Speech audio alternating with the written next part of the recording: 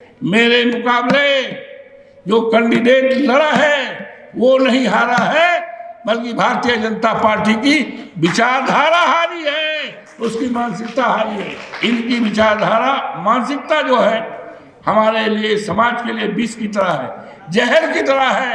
इस मानसिकता को खत्म करना होगा। लोकसभा के चुनाव में यहां तक कहा जाता था 272 सीट सरकार बनाने के लिए और 400 के पार संविधान हटाने के लिए। ये किसकी विचारधारा थी कि अब इस देश में धर्म पर आधारित राजनीति नहीं चलेगी, मनवादी व्यवस्था नहीं चलेगी। इस देश में अब बाबा साहब भीमराव अंबेडकर के संविधान को बचाने की राजनीति चलेगी।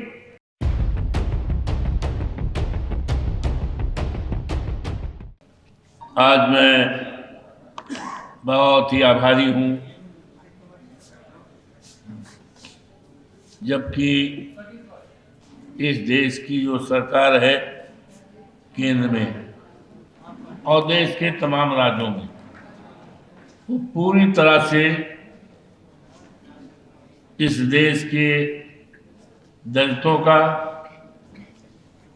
इस देश के पिछड़ों का और देश के अल्पसंख्यकों का केवल अनादर ही नहीं, बल्कि उनके अधिकारों पर डाका डाल रहे हैं।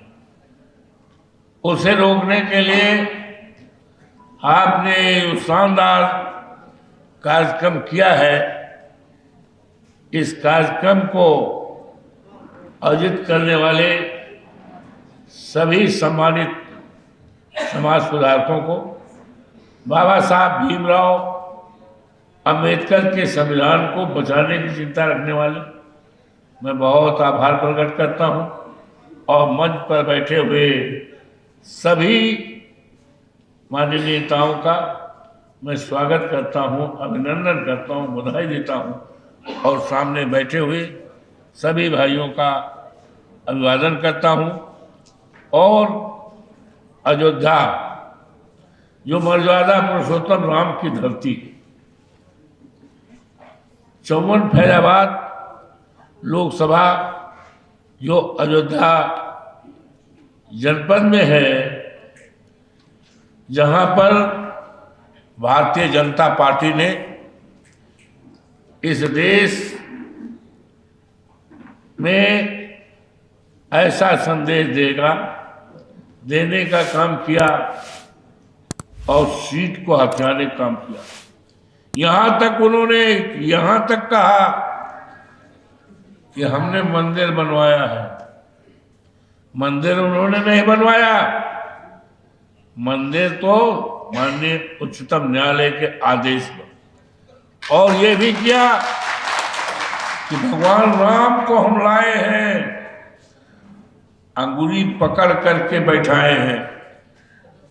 देश का कोई भी व्यक्ति इस बात का बिलीव नहीं करेगा, इस बात पर यकीन नहीं करेगा कि भगवान को लाने वाले ये लोग हैं, ये देश के प्रधानमंत्री जी हैं।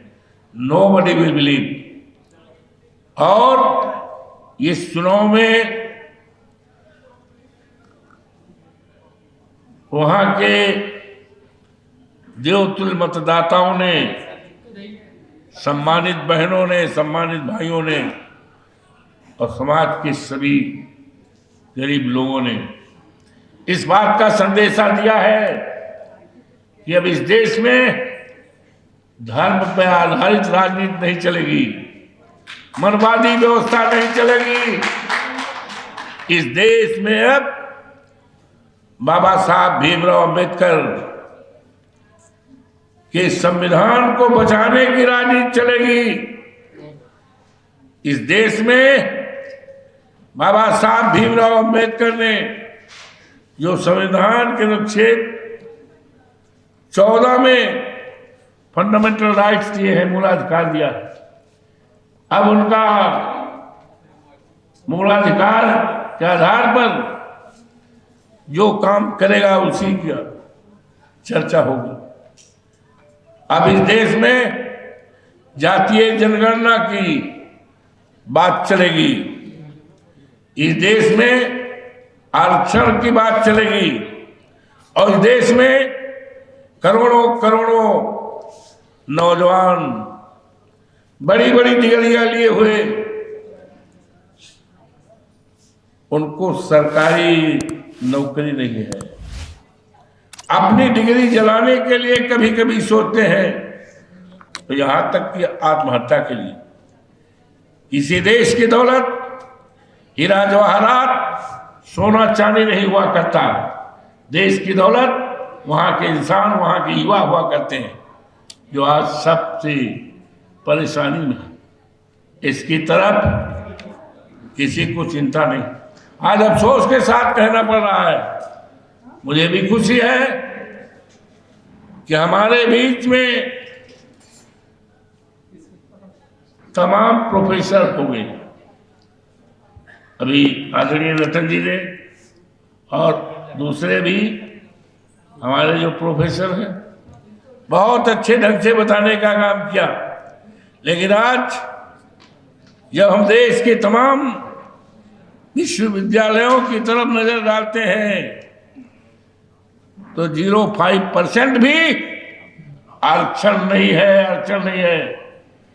इसके लिए हमें चिंता भी करना है, इसके लिए हमें संघर्ष भी करना है, क्योंकि सीधी अंगुली से घी नहीं निकलने वाला है, टेढ़ी उंगली से।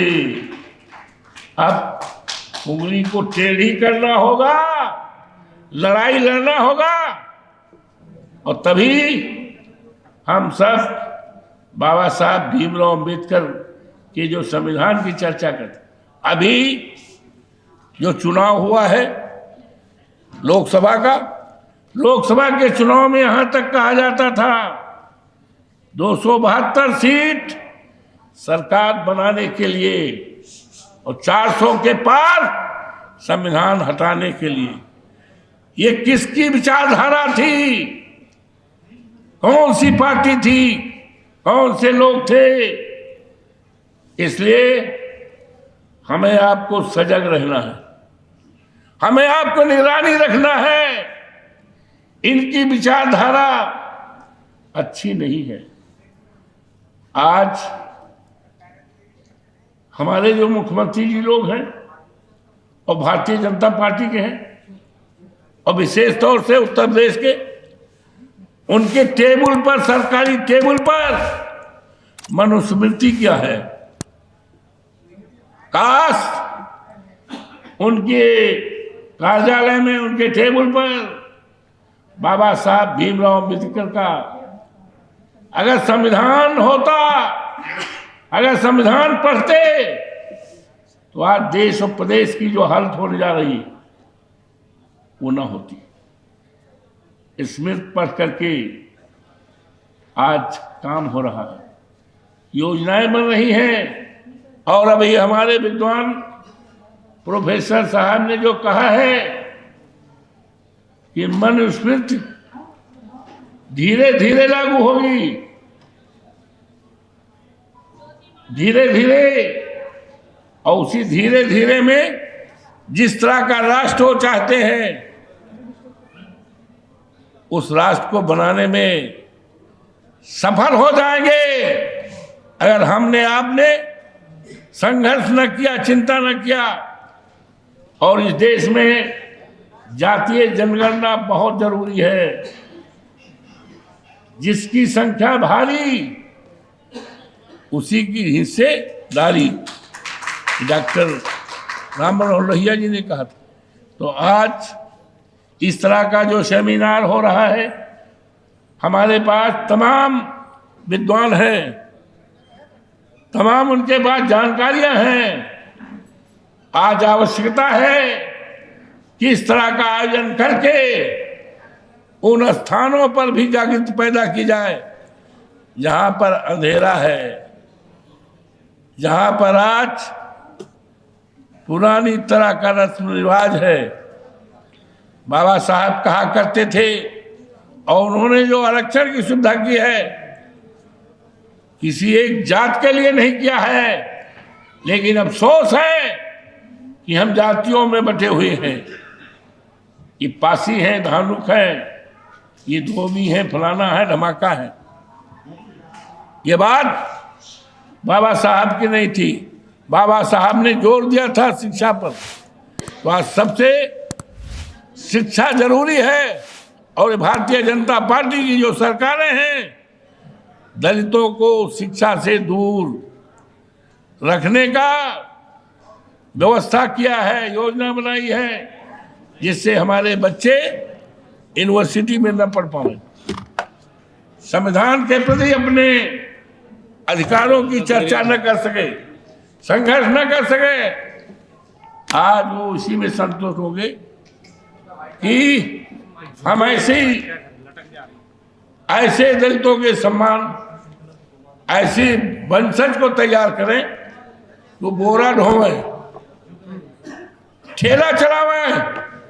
वो कभी नहीं चाहेंगे कि दलितों के बच्चे प्रोफेसर बने, इंजीनियर बने, डॉक्टर बने, आईएएस बने, आईपीएस बने। वो कतई नहीं चाहिए।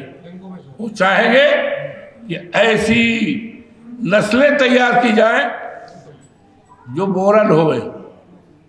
ये तमाम चीजें हैं। तो आज हमें खुशी है कि तमाम हमारे विद्वान साथियों ने, जो प्रोफेसर हैं, जानकार हैं, और जिनको पूरी तरह से बाबा साहब भीमराव अंबेडकर के संविधान की जानकारी है, उस संविधान पर किस तरह से वर्तमान सरकार हमला कर रही है, उस पर जागरूक रहने के लिए और अपने हक और हकूक़ अधिकारों पर कब्जा करने के लिए, लेने के लिए जो जागरूकता का ये शानदार सम्मेलन आयोजित किया गया है, उसके लिए मैं अभिनंदन करता हूँ, स्वागत करता हूँ। और अयोध्या जो मर्यादा पुरुषोत्तम राम की धरती है, वहाँ के देवतुल्य मतदाताओं की तरफ से मैं आपका स्वागत करता हूँ, अभिनंदन करता हूँ, क्योंकि आज चर्चा है अवधेश प्रसाद पासी कैसे जीत गए, सामान्य सीट से कैसे जीत गए, और भारतीय जनता पार्टी कैसे हार गई, क्योंकि उन्होंने तो मंदिर बनवाया था, उन्होंने तो राम को उंगली पकड़ बैठाए थे। What was the reason?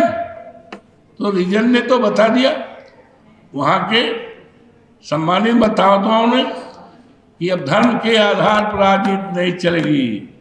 ये कैंडिडेट नहीं हारा है, मेरे मुकाबले जो कैंडिडेट लड़ा है वो नहीं हारा है, बल्कि भारतीय जनता पार्टी की विचारधारा हारी है, उसकी मानसिकता हारी है। तो इस तरह से इनकी विचारधारा, मानसिकता जो है हमारे लिए, समाज के लिए विष की तरह है, जहर की तरह है। इस मानसिकता को खत्म करना होगा, तभी हम अपने अधिकारों को पा सकेंगे। और ये अधिकार तब हमें मिलेंगे जब हमको पूरी तरह से, जैसे अयोध्या की जनता ने इनका सफाया कर दिया है, उसी तरह से इनका जब तक सफाया नहीं होगा तब तक बाबा साहब भीमराव अंबेडकर का सपना साकार नहीं होगा। आपने हमें सम्मानित किया अपने बीच में, मैं आपके प्रति आभारी हूँ। आपको बहुत बहुत धन्यवाद। जय हिंद, जय भारत।